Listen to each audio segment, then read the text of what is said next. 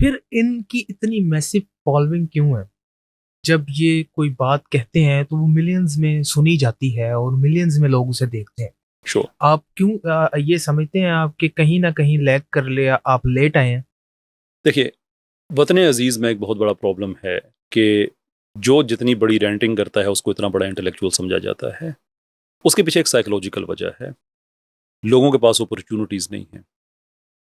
डिसएनफ्रेंचाइज लोग समझते हैं खुद को, सिस्टम के साथ कट ऑफ समझते हैं, वो भरे पड़े हैं।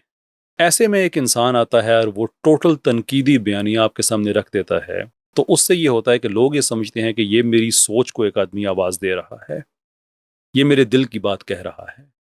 Same like goes for Syed Muzammil. Syed Muzammil, ये जितने भी हैं, क्या आपने इन लोगों को कभी कोई सोल्यूशन प्रेजेंट करते हुए देखा है?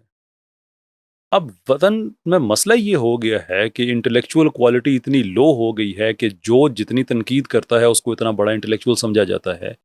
तो ये करते क्या हैं? ये असल में इफेक्ट मोटिवेशनल स्पीकर्स वाला है। द डिफरेंस इज कि ये डी मोटिवेशनल स्पीकर हैं, लेकिन इफेक्ट वही है। दुनिया में और जो पाकिस्तान में मोटिवेशनल स्पीकर्स का एक बाजार गर्म हुआ था, वो क्यों हुआ था? इसलिए कि मोटिवेशनल स्पीकर लोगों के इनर डिजायर्स को आवाज दे रहा था और लोग उसे सब्सक्राइब कर रहे थे कि मुझे लगता है कि मेरे मसले का हल यहाँ पे है। लेकिन होता क्या था? प्रैक्टिकली कोई सोल्यूशन तो वो देते नहीं थे, अवामी बातें थी, मारूफात थे, दैट्स इट। तो लोग थोड़ी देर के लिए एक नशे की कैफियत में जाते थे, नशा टूटता था, दोबारा तकरीर सुनते थे, फिर टूटा था, फिर सुनते थे। किसी के हालात तब्दील हुए पाकिस्तान में उससे। कोई पाकिस्तान में हमने मिलीनियर्स किए, कोई इनको ये तो बन गए मिलीनियर्स। लोग अपनी जगह पे हैं। ये एग्जैक्ट वही फॉर्मूला है कि ये लोगों के सामने वो जज्बाती बातें करके, तनकीदी बातें करके, लोगों के जो अंदर उनकी हर्ट फीलिंग है उनको टेम्पररी तौर पे एस्वेज कर देते हैं, और लोगों को दोबारा से जब वो हीलिंग चाहिए होती है वो फिर इनका घंटे की वो एक तनकीद सुन लेते हैं। And this is the formula.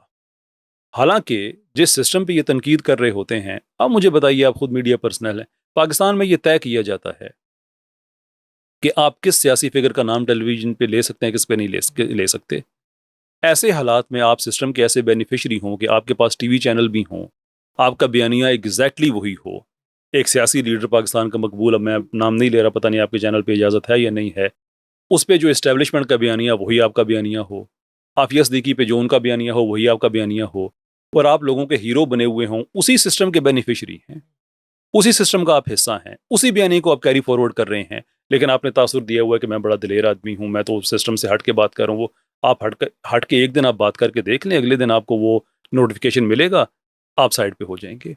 सिर्फ लोगों को बेवकूफ़ बनाया हुआ है इन लोगों ने। वो मुजम्मिल साहब हों, वो हों अपने क्या नाम है, परवेज़ हुद बॉय साहब हों, कि लोगों की हर्ट फीलिंग्स को ये ज़ुबान दे के आर्जी तौर पे उनको हीरो बन जाते हैं।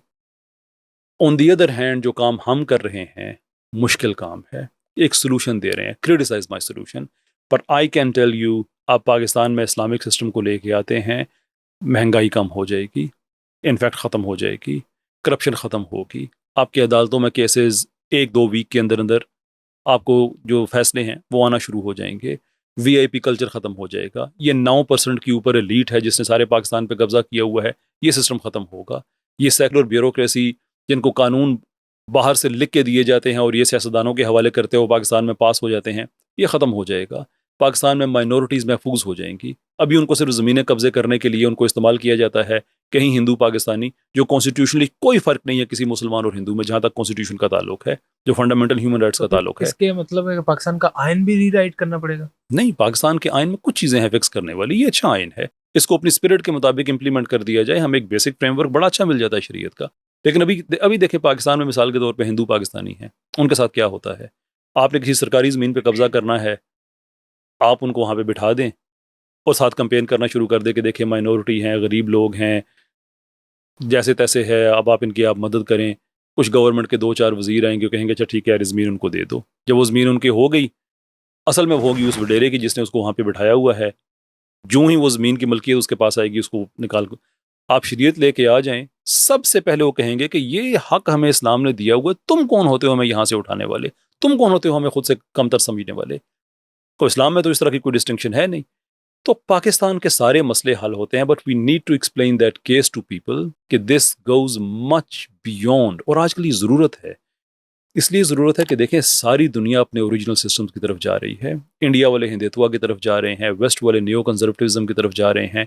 एक बहुत बड़ी स्पेस खुलने वाली है first time in many many centuries कि हम भी अपने सिस्टम्स को सिस्टम के तौर पे इम्प्लीमेंट करें। Sir, which system? Impossible state Islamic system Which system? Islamic system. Shia Islamic system, Mhm. Sunni Islamic system, Ahl Hadith Islamic system. हज़रत अबू बकर से लेकर हज़रत इमाम हसन तक ये 5 खुलफा गुजरे हैं खुलफाए राशिदीन में। इनमें से कौन सा कोई किसी शिया का सिस्टम था, किसी अहले हदीस का सिस्टम था, किसका सिस्टम था? Islamic. ये सारे आर्गूमेंट्स, इत्तेफाक की बात है कि इंजीनियर साहब जब किसी ज़माने में अच्छे इंजीनियर हुआ करते थे तो उनका भी आर्गूमेंट यही हुआ करता था कि ये सेकुलर्स आपसे झूठ बोलते हैं इसलिए कि शरीयत शरीयत है। और ये बात जहन में रखें कि जो स्टेट है उसके पास मुज्तहिद के का भी एक स्टेटस होता है। फ़िक़्ह एक पर्सनल मामला है। एक अहले हदीस है, वो अपने तरीके से नमाज पढ़े, एक जाफरी है, वो अपने तरीके से नमाज पढ़े, वो उनकी एक ज़ाती वो एक फ़िक़्ह को फॉलो कर रहे हैं ज़ाती कैपेसिटी में। जो शरीयत है, जो स्टेट के मामलात हैं, सारी फ़िक़्हें मानती हैं कि शराब हराम है, सूद हराम है, अदालत के क्या कवानीन हैं, ये सारे के सारे मानते हैं। और पाकिस्तान में तो ये बात इसलिए भी गलत है कि पाकिस्तान के सारे मसालिक ने 22 नकात पे दस्तखत करके दिए हुए हैं कि आप इन्हें इम्प्लीमेंट करें। हम सब हमारे पीछे ना छुपिएगा कि कौन सा सिस्टम, ये दुनिया में नहीं हुआ करता।